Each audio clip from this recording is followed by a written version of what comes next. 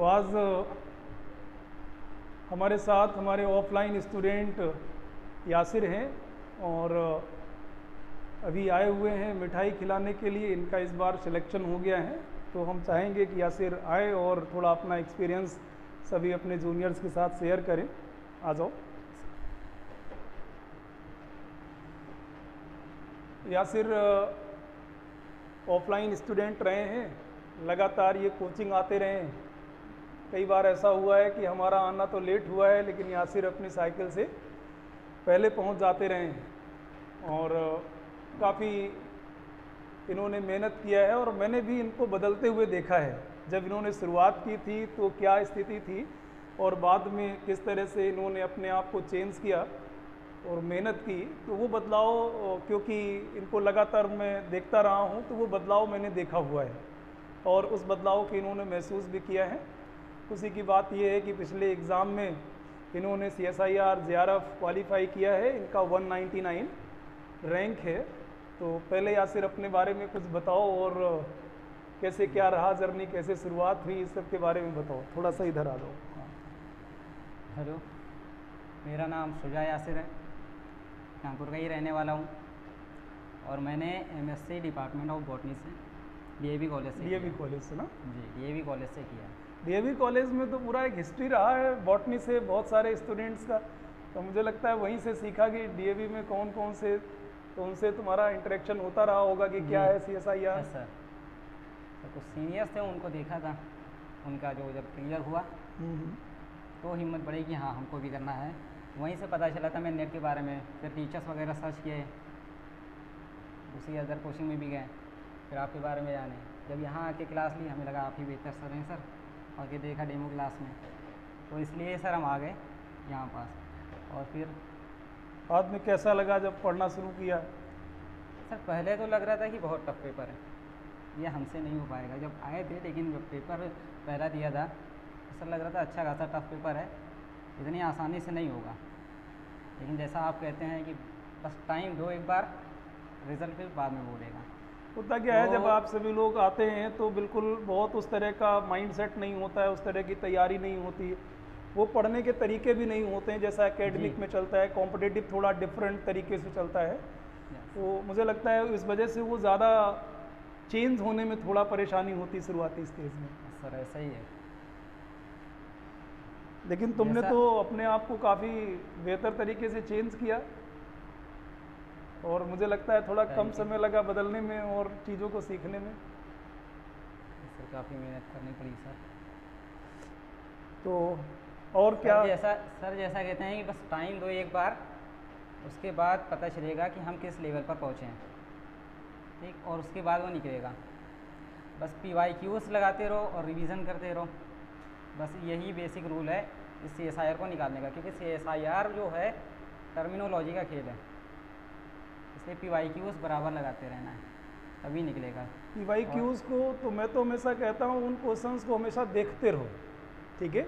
कई बार ऐसा होता है चीज़ें आ रही होती है और वो कॉन्सेप्ट पता होते हैं, लेकिन जिस तरह से क्वेश्चन को आपके सामने प्रेजेंट किया जाता है तो मुश्किल होती है। रीज़न ये है कि आप सभी लोग हिंदी मीडियम से आते हैं, उस तरह से आपका ट्रीटमेंट रहता है लिखने पढ़ने का, और फिर अचानक CSIR में आते हैं तो क्वेश्चन थोड़ा बेहतर तरीके से अरेंज किए जाते हैं। यदि आप उनके टर्म देखेंगे, प्रेजेंट करने का तरीका देखेंगे, तो थोड़ा सा उसमें तुम्हें एक रेजिस्टेंस समझ में आता है कि क्या क्वेश्चन पूछा जा रहा है। कई बार तो मुझे महसूस होता है कई सारे स्टूडेंट जो क्वेश्चन सॉल्व या क्वेश्चन को समझ ना पाने की वजह से सेलेक्ट नहीं हो पाते हैं। अक्सर यही होता है, क्वेश्चन आप जब बैठते हैं ना 3 घंटे में, तो क्वेश्चन को गलत समझ लेते हैं और वो जो माइनस मार्किंग हो जाती है, बस वहीं से सिलेक्शन दूर हो जाता है। जितनी कम गलती करते हैं वहीं से सिलेक्शन हो गया। आपकी बार कम गलती हुई थी और सिलेक्शन हो गया। तो ये सब इन जूनियरों से क्या कहना चाहोगे कि क्या करें ये लोग अभी आगे चल के?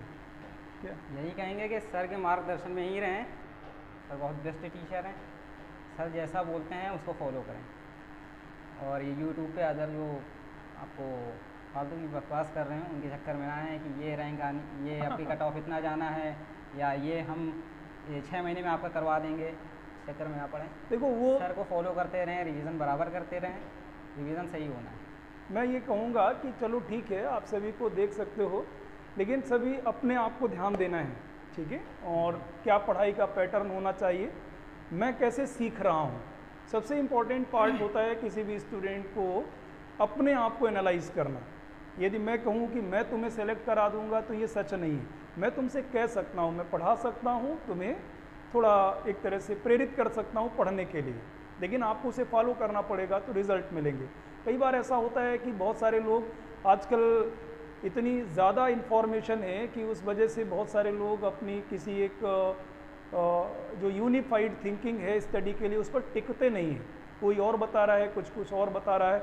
कई बार हमारे जैसे टीचर्स या बहुत सारे टीचर्स हैं वो भी बहुत मिसगाइड करते हैं इस लेवल पर आकर के स्टूडेंट से, उससे बड़ा नुकसान होता है। तो मेरा ऐसा मानना है थोड़ा मिसगाइडिंग, मतलब आप उससे मिसगाइड ना हो, आप समझदार हैं। सबसे पहले अपने आप को देखें कि किस तरह से पढ़ाई आप कर रहे हैं, आप में क्या सुधार हो रहा है। और मैं ये ज़रूर कहता हूँ CSIR एग्ज़ाम बड़ा नहीं है, लेकिन ये एग्ज़ाम छोटा भी नहीं है। ये समझदारी का एग्ज़ाम है, ये रटने का एग्ज़ाम नहीं है, ये शॉर्टकट का एग्ज़ाम नहीं है, ये आपकी समझदारी का एग्ज़ाम है, कैसे आप प्रॉपरली चीज़ों को समझ रहे हो। और यदि आप इस पैटर्न पर स्टडी करते हैं तो आसानी से सेलेक्ट हो जाओगे। जो भी लोग थोड़े बहुत नंबर से रह गए हैं वो बिल्कुल मायूस ना हो और एक बार फिर मेहनत करके और कंटिन्यू करें और उनको भी सक्सेस मिलेगी। तो या फिर और फाइनल क्या कहना चाहोगे?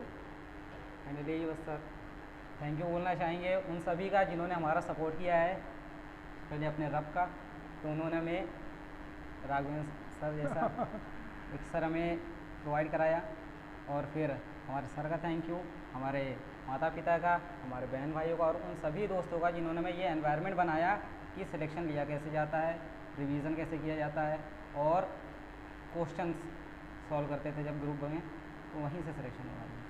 या सिर्फ हमारे एक ऐसे स्टूडेंट हैं जो साइकिल से आते थे और इनकी एक बार साइकिल भी चोरी हो गई बाहर से, तो इनको फिर बाद में पैदल भी आना पड़ा। तो इनके संघर्ष बहुत बड़े हैं, इनके संघर्ष कम नहीं है। जितना पढ़ाई में संघर्ष किया उससे ज़्यादा संघर्ष तो इनका बाहर का रहा। तो बाद में मुझे ये भी देखना पड़ा कि मुझे इस पर ध्यान देना पड़ा कि बाहर से और भी साइकिल्स ना हो जाएं। तो चलो यासिर बहुत बढ़िया, और मुझे उम्मीद थी कि तुम्हारा रिज़ल्ट पॉजिटिव आएगा और तुम लोगों ने रिज़ल्ट मतलब कन्वर्ट किया। मैं फाइनली ये कहना चाहूँगा, जब भी आप सभी लोग पढ़ते हैं, कुछ समय गुजारते हैं, तो एक समय बाद मुझे हमेशा लगता है कि तुम लोग सेलेक्ट हो सकते हो, लेकिन एक कंडीशन होगी, उन 3 घंटे में तुमने अपने नॉलेज को कैसे यूज़ किया है और कितनी कम गलतियाँ की हैं। तो मैं ये कह रहा हूँ कि मुझे तुम लोगों पर अविश्वास नहीं होता है, ऐसा नहीं कि तुम सेलेक्ट नहीं हो पाओगे, लेकिन ये क्वेश्चन मार्क रहता है कि तुम अपने आप के नॉलेज को यूज़ कैसे करते हो। ठीक है, तो कंटिन्यू करो, मेहनत करो, और मैं भी चाहूँगा कि अब आगे की जर्नी तुम्हारी बेहतर हो और वहाँ पर भी कुछ बेहतर करके दिखाओ। और बढ़िया है, आते रहो, इन लोगों से मुलाकात करते रहो। ठीक है, थैंक यू।